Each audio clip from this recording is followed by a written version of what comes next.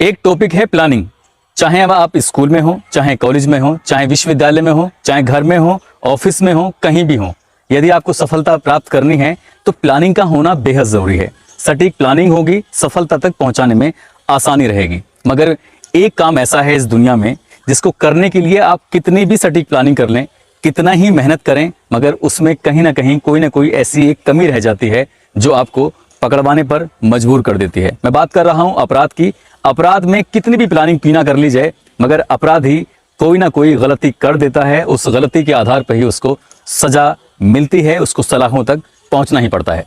आदाब, नमस्कार, सत श्री अकाल। मैं उस्मान सैफी। आज की जो सच्ची घटना मैं आपको सुनाने जा रहा हूं, ये सच्ची घटना है मध्य प्रदेश के जिला ग्वालियर की। यहाँ का एक थाना है बैलगड़ा। दरअसल 6 सितंबर की सुबह लगभग 10 बजे के आसपास एक महिला अपनी 7 साल की बेटी और 5 साल के बेटे के साथ रोती बिलखती हुई थाने पहुंच जाती है बैलगड़ा में, और जाकर इंस्पेक्टर के सामने रोते हुए गिड़गिड़ाते हुए कहती है कि साहब, मेरा जो पति है वो 5 सितंबर की रात 11 बजे से गायब है। कितनी बार मैंने उनको फ़ोन कर लिया है लेकिन पता नहीं चल रहा है, फ़ोन बंद है। मैंने रिश्तेदारों में पूछ लिया है, आसपास के लोगों से भी पूछा है, मगर उनकी कोई जानकारी नहीं मिल रही है। इससे पहले कि उनके साथ कोई अनहोनी घटना घट जाए, बस आप मेरे पति को वापस दिला दीजिए। मैं अपने बच्चों की परवरिश कैसे करूंगी, ये एक बड़ा सवाल बन जाएगा। वो रोते गिड़गिड़ाते हुए जब बात कर रही है तो इंस्पेक्टर को भी उस पर दया आने लगती है। उस इंस्पेक्टर उससे एक तहरीर लिखवाता है और तहरीर लिखवाने के बाद उसके पति की गुमशुदगी में एक मुकदमा दर्ज कर लेता है। उसके पति की उम्र लगभग 30 साल है। नाम है उसका परीक्षित तोमर। परीक्षित तोमर की तलाश में पुलिस जुट जाती है, मगर पुलिस को जितनी ईमानदारी से काम करना था, पुलिस उतनी ईमानदारी से काम नहीं करती है। और एक हफ्ता गुजर जाता है, मगर परीक्षित की कहीं भी कोई खोज खबर मिलती नहीं है। वो महिला फिर थाने आती है अपने उन दोनों बच्चों के साथ और रोते हुए गिड़गिड़ाते हुए कहती है, साहब, अब तो 1 सप्ताह का समय बीत गया है, मैं अपने पति के बिना कैसे जीऊं, मेरी कुछ मदद कर दीजिए। अब इस बार भी पुलिस ने इस मामले को इतनी गंभीरता से नहीं लिया था और फिर 1 हफ्ता और गुजर जाता है। यानी कि उसका पति 6 तारीख को गायब था। 15 दिन बीत जाते हैं, मगर 15 दिन बीत जाने के बाद भी उसका पति वापस नहीं आता है। वो महिला फिर थाने जाती है और अगले ही लगभग 20 दिन के बाद उसको खबर मिलती है कि जिस दिन उसने मुकदमा दर्ज कराया था अपने पति की गुमशुदगी का, ठीक उसी दिन चिनौर थाना क्षेत्र की जो पुरानी नहर है, वहां पे एक डेड बॉडी मिली थी। वो डेड बॉडी परीक्षित की ही थी।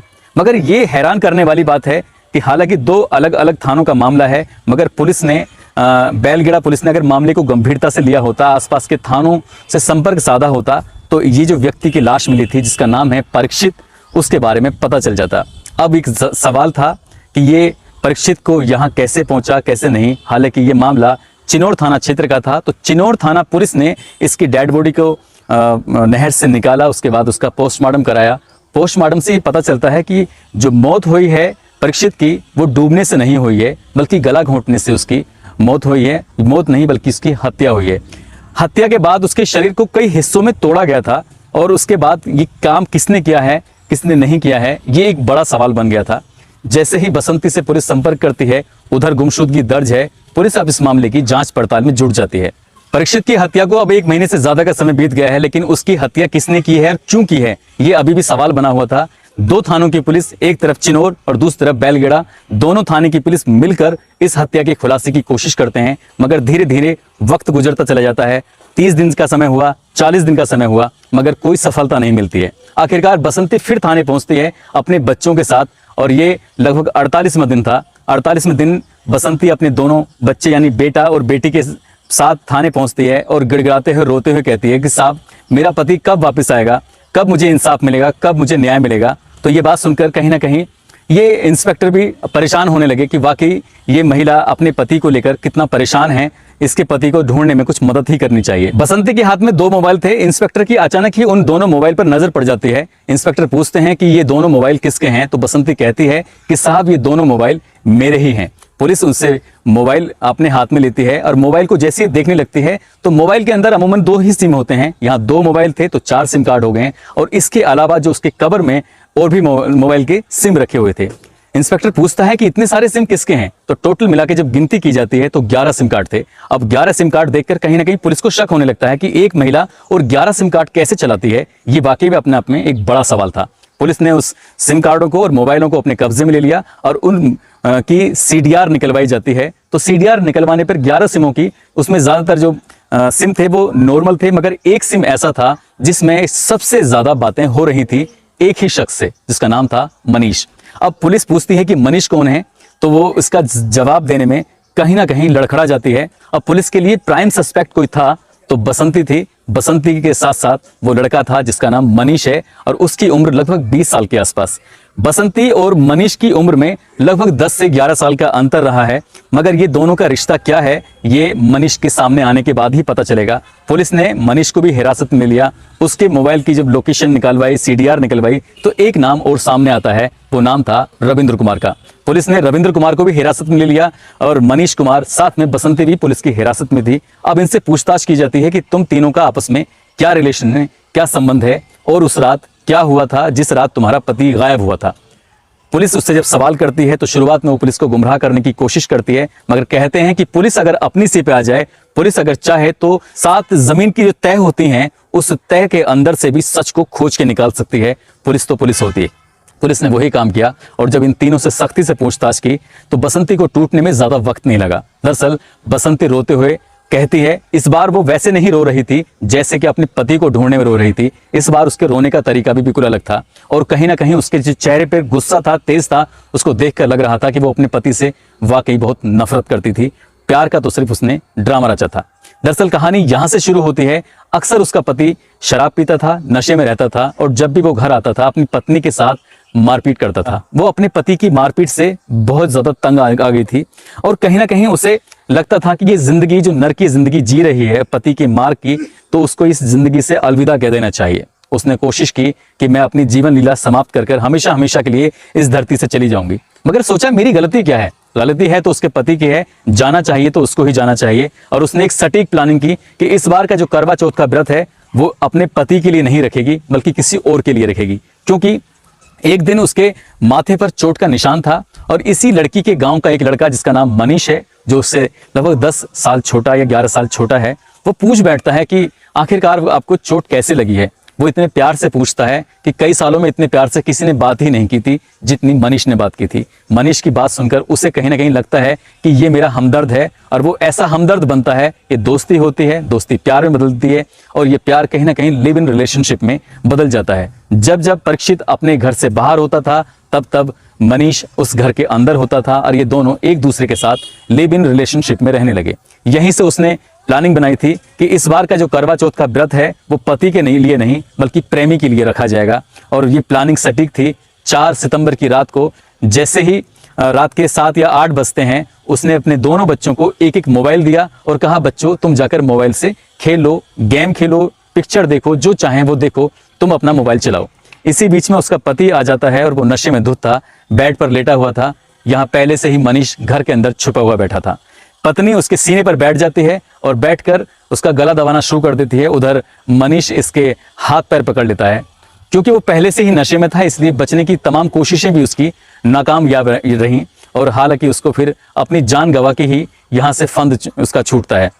मगर वो बच्चे अचानक ही कमरे के अंदर एंट्री कर जाते हैं। तब तक मनीष वहां से जा चुका था।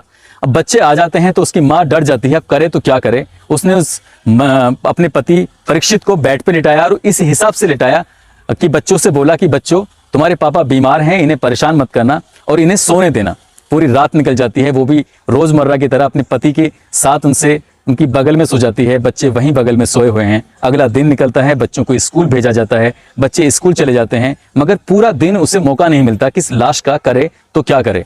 फिर पूरा दिन निकल जाता है, मगर इस बीच बसंती अपने पति के पास बैठकर और बार बार पूछती है, झंझोड़ती है कि तुम मुझे क्यों मारते थे। जीते जी तो शायद वो पूछ ना सकी, लेकिन मरने के बाद उसने अपने पति से 12 घंटे से ज्यादा बातचीत की और वो बार बार यही बात पूछ रही थी कि तुम मुझे क्यों मारते थे। मरा हुआ इंसान क्या बोलेगा, ये भी अपने आप में एक बड़ी बात है, क्योंकि कहीं ना कहीं बसंती को अपने पति के प्रति बहुत ज्यादा गुस्सा था। इसके बाद फिर मनीष रात के 11 बजे आता है, यानी 5 सितंबर की रात को, और वो साथ में अपना एक दोस्त लेकर आता है जिसका नाम था रविंद्र।